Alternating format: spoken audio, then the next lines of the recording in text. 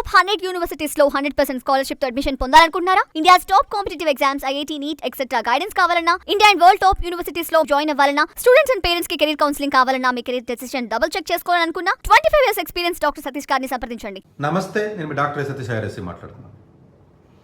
Students ఎవరైతే 12th class pass అయినటువంటి పిల్లలు ఎవరైతే ఉన్నారో పిల్లలందరికీ కూడా రెగ్యులర్గా ముందు నుంచి చెప్పేది ఏంటంటే, ఇప్పటివరకు ట్రెండింగ్ ఏంటంటే ఆంధ్రప్రదేశ్ తెలంగాణలో అంటే ఆల్మోస్ట్ లాస్ట్ ఇయర్ నుంచి కూడా ముందు వరకు కూడా ఆల్రెడీ మనం రిలాక్స్ చదివేసాము, మనం రిలాక్స్ అవ్వచ్చు, ఇంజనీరింగ్ కాలేజీకి వెళ్తున్నాం కాబట్టి మనం ఈరోజు ఇండిపెండెంట్ అయిపోతున్నాం, తల్లిదండ్రులు మొబైల్ ఇస్తారు, మనం చక్కగా చేసుకుందామని చెప్పి ఒక ఆలోచనలో ఈ హాలిడేస్ యొక్క 1 month 2 months 3 months what ever it is ఏదైతే ఉందో వీటిని ఎటు కాకుండా వేస్ట్ చేసేసి ఇంజనీరింగ్ కాలేజీలోకి వెళ్ళిన తర్వాత అక్కడ ఫెయిల్ అయిపోయి సరిగ్గా చదవకుండా లేజినెస్కి, మొబైల్కి, టీవీలకి, పొద్దున్నే 11 లెగడం, ఇలాంటి బ్యాడ్ హ్యాబిట్స్ అన్నీ కూడా 2-3 నెలల్లో నేర్చుకుని అంతకుముందు ఉండవు పాపం వాడికి.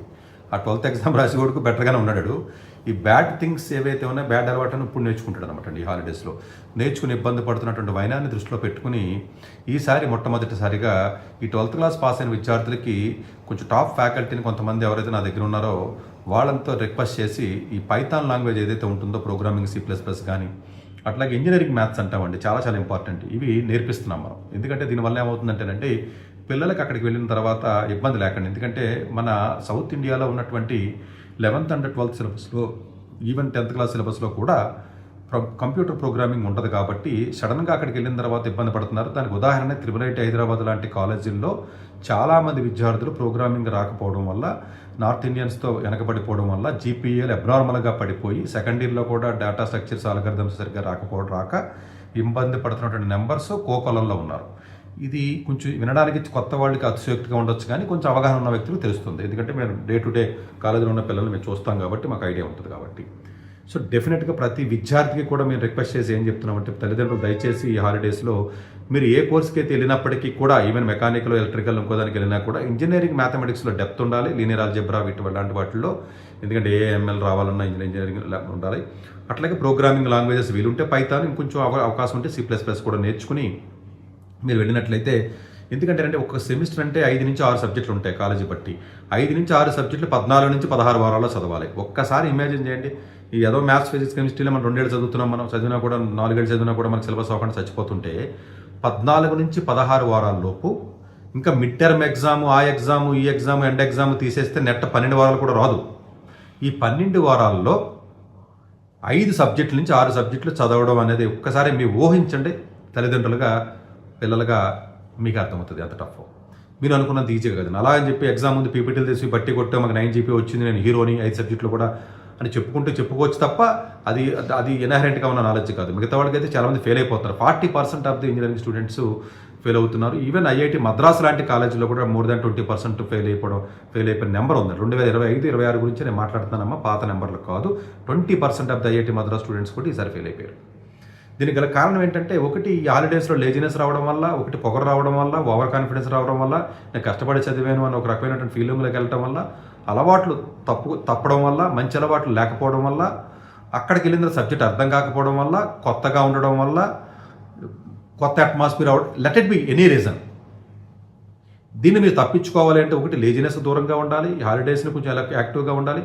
నా దగ్గరికి ఈవెన్ ఐఐటి సీట్లు వచ్చిన ప్రతి విద్యార్థికి, కౌన్సిలింగ్ వచ్చిన అందరికీ కూడా సమ్మర్కి ఏదో ప్రోగ్రామ్కి పంపించానండి. నేను సమ్మర్కి వెళ్ళమని చెప్పాను పిల్లలందరినీ కూడా, వెళ్ళి చదవండి, ఏదో చదవండి అని చెప్పాను.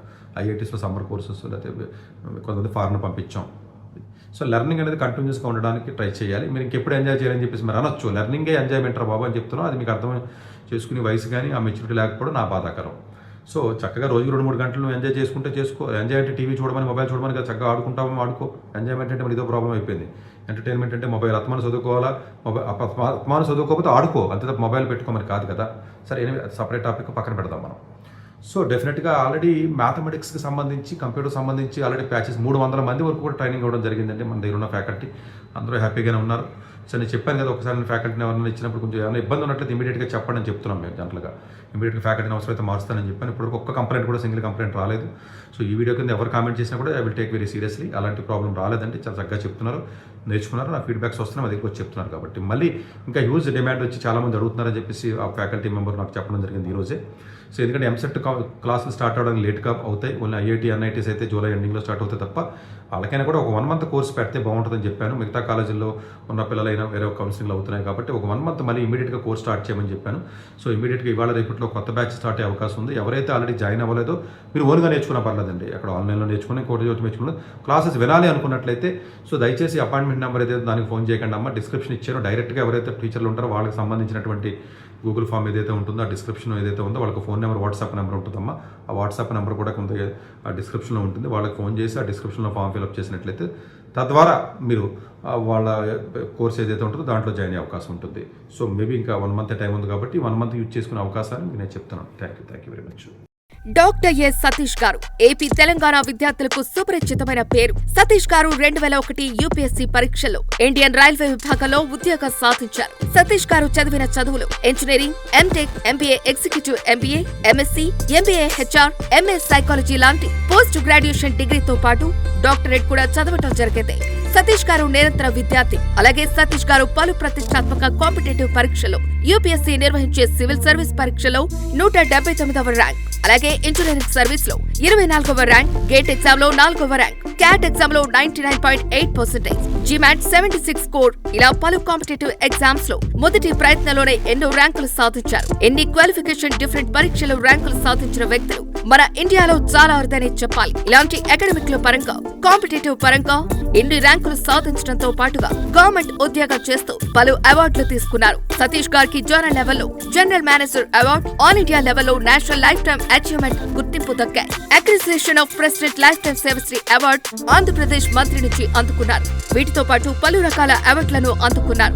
ఎన్నో ప్రతిష్టాత్మక ఆర్గనైజర్స్ పర్మనెంట్ మెంబర్ గా ఉన్నారు. కష్టపడి పైకి వచ్చిన వ్యక్తి కావటం వల్ల గత 20 సంవత్సరాల నుంచి ఎంతో మంది చిన్నపిల్లల దగ్గర నుంచి 5, 6 తరగతుల విద్యార్థుల నుంచి పెద్ద పీజీ, పీహెచ్డీ కాలేజీలకు వెళుతూ విద్యార్థులకు అవగాహన కల్పిస్తుంటారు. ప్రతి విషయంపైన డాక్టర్ సతీష్ గారు స్పష్టమైన అవగాహన కలిగి ఉన్నారు. డాక్టర్ సతీష్ బలంగా నమ్మే సూత్రం ఏంటంటే అవేర్నెస్ ఈజ్ ఎవ్రీథింగ్. మనిషికి అవేర్నెస్ ఉంటే ఏదైనా సాధించగలరు.